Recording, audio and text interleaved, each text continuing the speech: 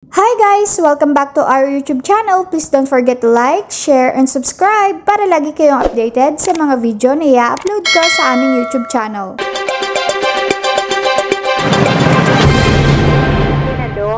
Yung mga binanggit kanina ni Congressman Ordanes dito, yung mga bills, ganun talagang nangyayari pagka naiwan, at magbabago na naman ng Kongreso, yung composition. Imaginein mo, ang dami palang mga panukalang batas ang naiwan. May sinulong nila.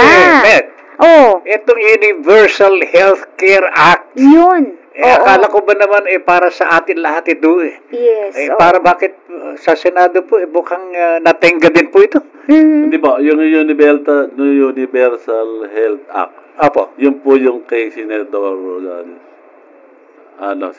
JB Ejercito.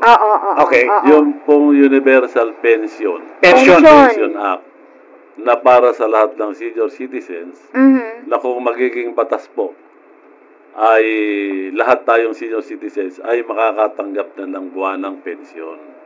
Na magkano? Opo. Kahit kung ito'y naging batas, kahit po si Presidente Marcos, tayong dalawa po tatapin, makakatanggap po tayo. At yan po ay naipasa natin sa Kongreso noong May 2024.